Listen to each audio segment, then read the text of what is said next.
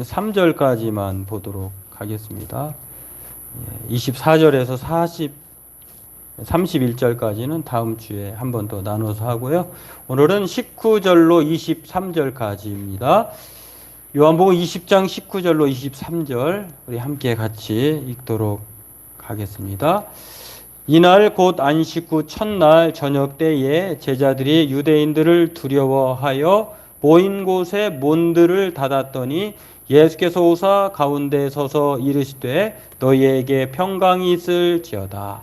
이 말씀을 하시고 손과 옆구리를 보이시니 제자들이 주를 보고 기뻐하더라. 예수께서 또 이르시되 너희에게 평강이 있을지어다. 아버지께서 나를 보내신 것 같이 나도 너희를 보내노라. 이 말씀을 하시고 그들을 향하여 숨을 내쉬며 이르시되 성령을 받으라. 너희가 누구의 죄든지 사하면 사하여질 것이요 누구의 죄든지 그대로 두면 그대로 있으리라 하시니라. 아멘. 요한복음을 다 마치면 욥기서를 구약으로 이렇게 신약 구약 이렇게 왔다 갔다 했는데요. 이번에는 이제 신약을 했으니까 구약 욥기서를 보도록 하려고 합니다. 시간 되시는 분들은 한 번씩 더 미리 준비해 보시면 좋겠고요. 읽어 보시면 좋겠고, 또 요한복음은 또 한 세네 번 더 이렇게 할 것 같습니다. 그 후에 욥기서를 하겠습니다. 오늘 본문은 우리가 잘 아시는 대로 예수님께서 부활의 첫 증인이었던 막달라 마리아와 또 그 모든 사람들 제자들에게 나타나시는 그런 장면들이 있은 이후에 베드로와 요한이 집으로 돌아갔잖아요. 근데 그 막달라 마리아 외에는 예수님을 실제로 본 사람은 없어요. 근데 그런 상황에서 제자들이 함께 모여 있는 상황에 있을 때에 예수님께서 두 번이나 같은 말을 하십니다. 너희에게 평강이 있을지어다. 이렇게 말을 했는데 같은 맥락, 같은 문구인데요. 조금 어감이 느낌은 달라요.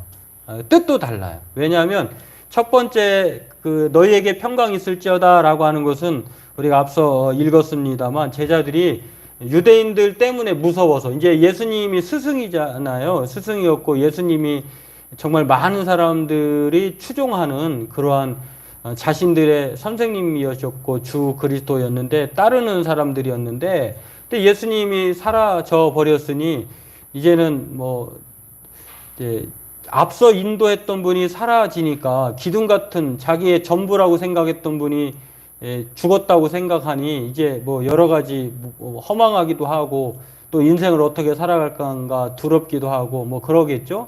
이제 그런데다가 또한 그런 두려움도 있지만 이제는 우리 차례구나. 예수님처럼 우리 또한 잡히면 특히 12명의 제자들은 예수님의 그 특별한 사도 부르심을 입은 사람들이기 때문에 우리는 여지없이 끝장이다 이렇게 생각을 하고 있지 않았을까. 그래서 두려움에 사로잡혀서 문을 꼭 닫고 함께 모여 있었는데요. 은신처에 있었던 것이죠. 이제 그런 상황에서 예수님이 오셔서 너희에게 평강이 있을지어다. 조금 또 있다가 너희에게 평강이 있을지어다. 이렇게 두 번 연속 말씀하시는데 이 평강이 있을지어다라고 하는 이 예수님의 말씀이 의미하는 바가 무엇인가? 오늘 이것을 살펴보고 함께 은혜 나누기를 원합니다. 같은 말이지만 첫 번째 너에게 평강이 있을지어다라고 하시는 첫 번째 문맥의 뜻은요. 이거는 유대인들의 전형적인 인사법이에요. 우리는 뭐 우리가 하는 인사한 말이 거의 비슷비슷하잖아요. 반갑습니다. 안녕하세요. 시대마다 좀 다른데 시대마다 이 변천사가 있잖아요.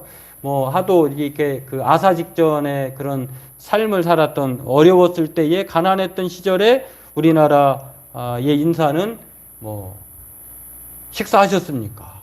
뭐 그런 거였고 보릿고개 그런 것들. 그리고 또 전쟁통에 누가 죽고 살고 그런 것 때문에 인사는 또 안녕하셨습니까? 밤새 안녕하셨습니까? 이런 것처럼 인사가 시대마다 다르기도 하는데요. 유대인들은 아주 공통적이고 일반적인 유대의 인사법이 있어요. 샬롬이라고 하는 평안하십니까? 평강하뇨? 이런 뜻인데 물론 이제 그 헬라의 인사법은 또 달라요. 카리스마. 그런데 바울은 은혜와 평강이 너희에게 있을지어다 이렇게 했는데 카리스라고 하는 은혜를 말을 하기도 하는데, 여하튼 이 예수님이 첫 번째 유대인의 인사법으로 평강이 너희에게 있을지어다 라고 하시는 말은 정말 전형적인 인사예요. 인사인데 왜 이 일반적인 인사를 여기서 말을 하면서 제자들에게 그 인사법을 말을 하고 있을까? 근데 인사는 인사인데 아주 이전과 다른 인사예요. 왜냐하면 지금 상황이, 예수님이 지금 제자들의 생각에는 예수님이 죽으셨어요. 그리고 예수님이 온데간데 없이 사라졌어요. 그런 가운데 예수님이 나타나셔서 자신의 그 옆구리와 또 그 찌르신 곳을 보여주시면서 그렇게 예수님께서 인사하시는 것이잖아요. 그런 것을 보면은 한번 보면 이렇습니다. 평강, 너희에게 평강이 있을지어다라고 이 말씀을 하시고 손과 옆구리를 보이시니. 그러니까 손과 옆구리를 보이셨다고 하는 것은 그렇게 말하신 분이 자신들이 죽었다고 생각한, 그리고 잃었다고 생각한 예수님인 것을, 야 봐봐, 죽은 거는 봤잖아요.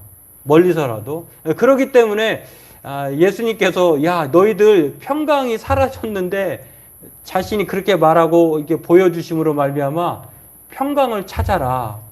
너희들 이제 평안해. 괜찮아. 이렇게 하는 의미에서 이 서두에 먼저 예수님께서 평강이 있을지어다 이렇게 말씀하시는 것입니다. 그런 면에서 잃어버렸던 평강을 이 제자들이 예수님의 말씀을 통해서 회복하는 것입니다.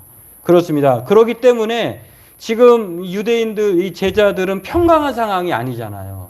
지금 우리가 어떤 사람은 지금이 평강할 수 있지만 지금 어려움에 처한 수재민들, 이재민들, 이런 사람들은요, 지금 마음에 평강할 겨를이 없어요. 참 이걸 저도 피부적으로 느끼는데, 뭐 누가 보상해 준다고 하는 것도 없고, 또 자기 스스로 이런 수재 수혜를 피해 복구를 위해서 안간힘을 쓰지만 역부족이어서 정말 그냥 망연자실하신 분도 계신데, 그런 상황에서 예를 들어서 뭐 누가 딱 독지가가 나타나 가지고 내가 이거 다 보상해 주겠습니다. 아니 시나 나라에서 걱정하지 마십시오. 재개할 수 있도록 모든 것들을 다 이렇게 보상해 줄 테니 이제 용기를 내십시오. 이렇게 한다고 하면은 잃어버렸던 평강을 찾을 거 아니에요. 그런 것처럼 오늘 예수님이 제자들에게 평강할지어다, 너희에게 평강이 있을지어다 이렇게 말씀하신 것은 예수님을 잃어버렸고 그로 인해서 큰 슬픔과 불안과 엄습이 다가왔고 또 자신도 언제 죽을지 모른다고 하는 이 두려움에 사로잡힌 유대인들로부터의 그런 상황에서 오늘 예수님이 오신 거예요. 부활하셔서. 그리고 지금 평강이라고 찾아볼 수 없는 두려움과 큰 불안에 갇혀있는 제자들에게 이 두려움의 문을 활짝 열어주죠. 여러분, 문은 분명히 닫혀있는데 예수님 오셨잖아요. 그리고 예수님의 옆구리와 또한 그런 창자국을 보여주시잖아요. 그거는 예수님이 분명히 십자가에 죽으신 분이에요. 그러나 예수님은 여전히 지금 말씀하시고 형체로 와 계시기 때문에 오늘 제자들은 그래서 이 주님을 보고 예수님을 보고 기뻐했다라고 하는 것은 이제 두려움이 사라지고 평강이 회복된 것을 우리가 볼 수가 있습니다. 그런 면에서 예수님께서 너희에게 평강이 있을지어다라고 하는 이 인사는요, 정말로 지금 상황에 아주 치유적절한 인사이고 또 예수님의 진심이에요. 정말로 이 제자들이 이 자신으로 말미암아 평강을 되찾았으면 하는 그런 의미에서 예수님께서 이 인사를, 이제 같은 인사라고 해도 참 다를 때가 있잖아요. 정말 죽었다 살아났어요. 그러면은 다시 인사를 들을 때 그 의미가 얼마나 남다르겠어요. 이런 것처럼 그렇습니다. 제자들에게 평강은 다름 아닌 예수님이 살아나신 것, 부활이에요.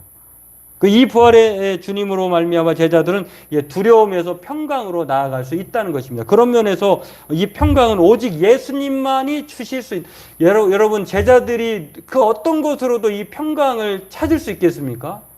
예수님 외에는 없으세요. 그거를 아시고 예수님은 거기에 맞는 너희에게 평강이 있을지어다. 자신이 직접 부활하신 것을 보여주시고 말씀하셔서 이 평강을 되찾아 주시는 것을 볼 수가 있습니다. 여러분, 우리에게 평강은 뭘까요?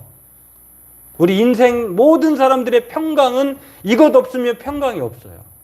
그건 바로 예수님은 예수님인데 어떤 예수님이냐? 부활의 예수님. 왜냐하면 예수님이 죽으시고 승천하시고 부활하셔서 하나님의 우편에 그대로 올라가시는 것처럼 새하늘과 새 땅에 우리를 기다리시는 것처럼 우리도 동일한 과정을 거쳐서 예수님과 함께 거하게 된다는 것입니다. 그런 면에서 우리의 최고의 평강은 바로 부활의 주님이에요. 부활의 믿음이에요. 그렇기 때문에 오늘 바울은 그렇게 말씀을 하는 것을 고린도전서 15장이 부활장이라고 하는데요. 이 부활장에서 예수님은 우리가 부활이 없다고 하면 우리는 정말 불쌍한 사람이다. 그렇게 말씀하고요. 또 믿음도 헛것이고 자신들이 전하는 것 헛것이다라고 하는데 부활의 믿음 때문에 우리의 죄가 그대로 있는 것이 아니라 부활의 믿음 때문에 없어져요. 깨끗해져요. 그리고 거룩한 도성 새하늘과 새 땅에 예수님처럼 우리가 그렇게 함께 동거동락하게 된다고 하는 것입니다. 그렇습니다. 이 부활 때문에 고린도전서 15장 22절에 보면은요, 이렇게 말씀하고 있는 것을 볼 수가 있는데, 아담 안에서 모든 사람이 죽은 것 같이 그리스도 안에서 모든 사람이 삶을 얻으리라. 이게 예수님 때문에 모든 사람이 이 부활하신 예수님을 믿으면 모든 사람이 삶을 얻는 거예요. 이게 영생의 삶이에요. 그렇기 때문에 이 사실 외에는 우리에게 평강이 없어요. 여러분 아무리 이 세상에서 모든 것을 다 소유하고 또 배부르고 또 평안하게 또 이 세상의 모든 그 쾌락과 유흥과 또 이 세상의 모든 행복을 다 누려본들 그 이후의 삶이 정말 절망과 수렁과 또 수월이라고 하면 얼마나 불행하겠어요. 여러분 짧게 고생하는 게 낫고 긴 영생복락을 누리는 게 좋겠습니까? 아니면은 짧게 행복을 추구하고 영생 길게 아주 영원토록 시간의 끝이 없는 곳에서 그냥 어둠컴컴한 곳에서 고통받으면서 살려달라고 또 애걸하면서 고통 가운데 사는 그런 인생이 낫겠습니까? 당연히 전자겠죠. 오늘 저와 여러분들에게 예수님은 바로 제자들에게 너희에게 평강이 있을지어다라고 인사하는 것은 바로 부활하신 주님으로 다시 평강을 찾아라, 모든 삶을 얻어라, 새로 시작해라 라고 하는, 잃어버렸던 평강을 찾아라 라고 하는 부활의 주님으로 인한 평강의 인사라고 하는 것입니다. 오늘 저와 여러분들도 삶이 좀 고통스럽고 힘들고 지치고 어렵더라도 오늘 예수님께서 오셔서 너희에게 평강이 있을지어다. 나 때문이야, 부활 때문이야, 괜찮아, 조금 이후에는 새 삶을 얻어, 이렇게 말씀하시는 그 주님으로 이 평강의 인사를 또 할 수 있는, 받아들이는 저와 여러분 되기를 바라겠습니다. 두 번째로는요, 이 평강이 있을지어다라고 말씀하시는 이 두 번째 인사법을 보면은 예수님께서 처음에 말씀하신 것과 다르게 이렇게 말씀을 하시죠. 너희에게 평강이 있을지어다 또 라고 했잖아요. 21절에 보니까 두 번째 말하는 거예요. 또 이르시되. 그런데 여기에는 하나가 더 붙어 있어요. 평강이 있을지어다 라고 하는 것은 첫 번째 두려움에 사로잡힌 제자들에게 그렇게 말한 것으로 끝나야 되는데 다시 말씀하시면서 예수님은 여기에 덧붙이십니다. 아버지께서 나를 보내신 것 같이 내가 너희들도 세상에 보낼 거야. 그런데 말이야, 내가 너에게 성령을 주어서 보낼 거야. 그리고 성령을 받으라 라고 말씀하시고, 그리고 이렇게 너희가 누구의 죄든지 사하면 사하질 것이고 누구의 죄든지 그대로 두면 그대로 있으리라. 이 말은 곧 예수님을 대신해서 보낸다는 거예요. 마치 예수님의 사역을 제자들이 행하여야 한다고 하시면서 먼저 인사를 하는 거예요. 마치 이런 거예요. 좀 힘들게 그렇게 살다가 또는 그 어려움에 빠졌다가 이제 재기를 하거나 운동선수가 부상을 입었다가 다시 회복이 돼서 이제 실전에 투입이 될 때에 감독이 하는 말이 야, 화이팅이야, 힘내, 이렇게 말하면 그렇게 하는 것은 예전에 그런 예수님이 행했던 것들을 네가 대신 잘 해야 돼 라고 하는 소망에 따른 격려라고 할 수 있는 인사예요. 그러니까 첫 번째 인사는 평안할지어다라고 하는 것은 정말로 두려움에 사로잡혀 있고 잃어버렸던 예수님 때문에 그들이 잃어버렸던 평강이었다고 하면, 두 번째는 이제는 찾았잖아요. 예수님이 보여줬고 말씀해 줬잖아요. 그런데 예수님은 너희들이 보고 들었으니 이제 내 대신 나의 일을 너희들이 해야 돼 라고 하면서 평강이 있을지어다 라고 하는 것은 너희들이 잘 하기를 빌어, 너희들이 정말로 나 대신해서 열심히 그렇게 행할 줄로 알아 라고 하는 소망에 따른 격려와 당부라고 하는 것입니다. 그래서 같은 인사인데 좀 달라요. 그렇습니다. 오늘 이 두 번째로 평강이 있을지어다라고 제자들에게 하신 말씀은 또 그렇게 말씀하신 것은 사명에 따른 당부와 격려라고 하는 것입니다. 제자들은 이제 부활의 주님을 만나고 그대로 멈추는 것이 아니에요. 평강을 찾았잖아요. 이 평강을 자기만 가져서는 안 되잖아요. 그래서 예수님은 이 평강을 많은 사람들에게 내 대신 전하여 다오, 평강을 널리 선포해 다오, 평강을 확산시켜 다오, 이렇게 말씀하시면서 인사 대신 또 이렇게 격려와 당부로 하시는 이 사명에 따른 말씀이다라고 하는 것을 알 수가 있습니다. 여러분, 이 평강의 주님을 만난 사람은요, 더 이상 죽음이 두렵지 않습니다. 그 어떤 것이 와도 자기가 겁먹지 않습니다. 이러한 예를 우리가 사도행전에서 볼 수 있는데, 그게 바로 첫 번째 사람인 베드로예요. 우리가 잘 알다시피 베드로는 예수님의 부활의 주님을 만나기 전까지는 얼마나 실망스러웠는지 몰라요. 그가 십자가에 예수님께서 못 박혀 있을 때, 여러분, 예수님이 십자가에 정말 못 박혀 로마 군사들에게, 성전 경비병들에게 끌려나갔을 때에 말구의 제사장 그 종의 귀를 잘라버리는 그런 용기는 어디로 다 사라져버리고요.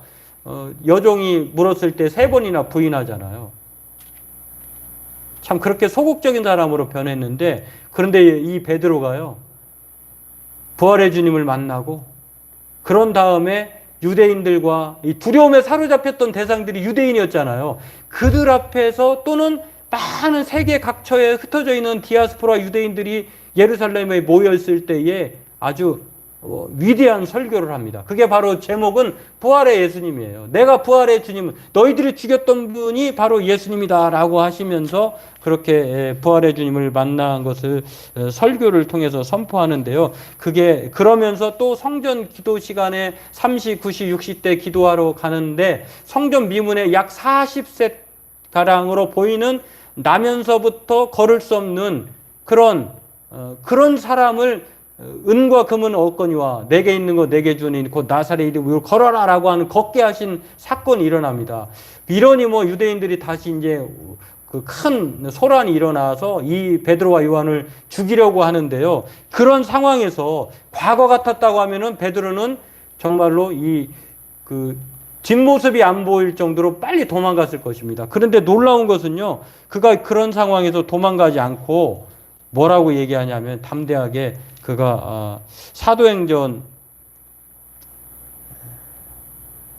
4장에서 이렇게 말을 하는데요. 사도행전 4장 16절에서 이렇게 말을 합니다. 만일 죽은 자가 다시 사는 것이 없으면, 이거는 고린도전서 같은데, 예, 맞네요. 예. 예.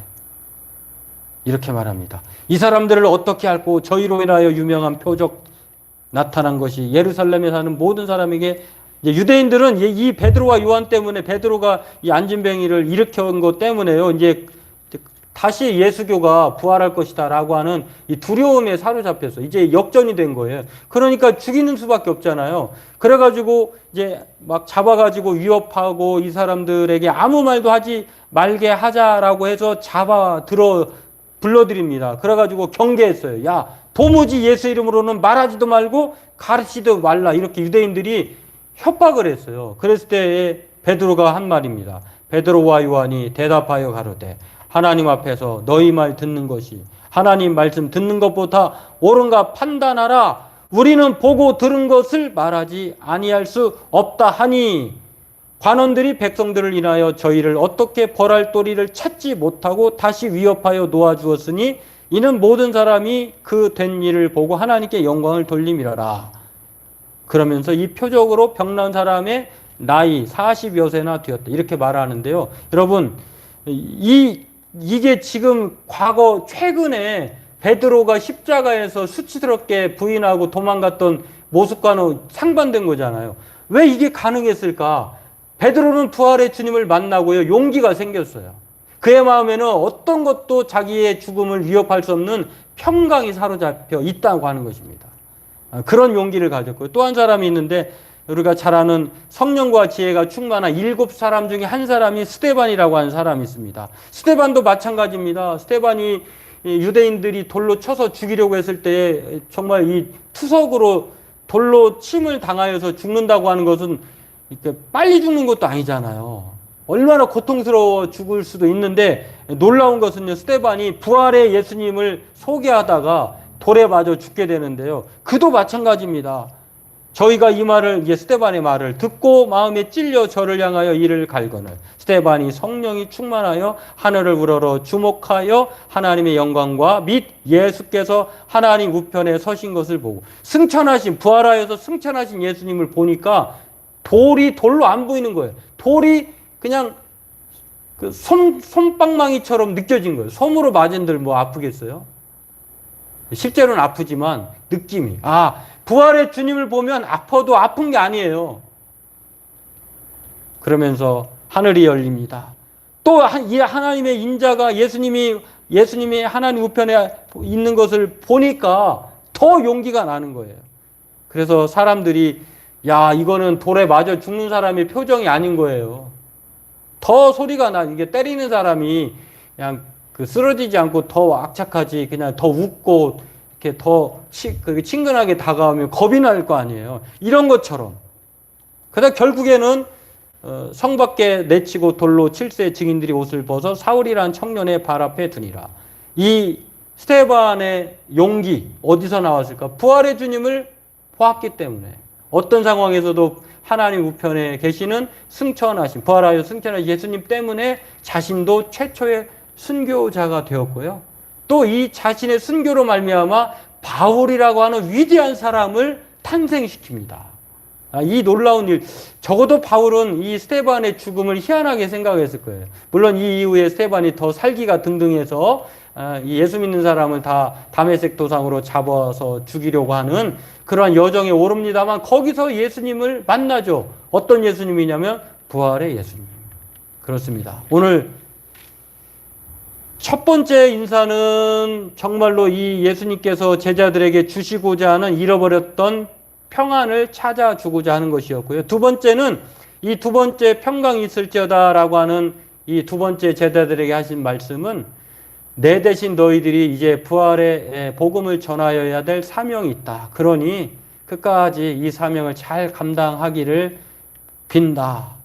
너에게 부탁한다. 라고 하는 사명에 따른 격려와 당부라고 하는 것입니다. 오늘 저와 여러분들에게 이 부활의 인사와 부활의 소망에 따른 사명에 따른 이 격려와 당부는 우리에게도 동일하게 주어지는 거예요. 오늘 저와 여러분들도 예수님께서 우리에게 평강이 있을지어다 라고 해서 우리에게 믿음을 주셨습니다. 그렇다고 하면 그 믿음을 가진 자로서 우리는 그냥 멈추는 것이 아니라 우리에게 주신 이 평강의 복음을, 이 복음을 알아야 부활의 주님을 소개해야 죽어도 살아요. 살아도 살고. 그렇기 때문에 오늘 저와 여러분들에게 최고의 평강은 부활의 주님이라고 하는 것, 그리고 이 부활의 주님을 통해서 우리는 성령을 통하여서 이 세상을 살아갈 뿐만 아니라 정말로 우리가 이 부활의 주님으로 평강을 얻은 사람들일 뿐만 아니라 그 평강을 온 세상에 전하여야 할 사명이 있는 사람들이다 라고 하는 것들을 오늘 본문을 통해서 기억하면서 바라기는 우리가 이것을 기억하고 평강으로 인사하며 또 평강의 증언자로 예수님의 부활을 전하며 믿음의 사람들로 살아가기 주의 이름으로 축원합니다. 기도하겠습니다. 하나님, 오늘 이 세상에 참된 평안이 있을까 돌아보면 예수님 부활하신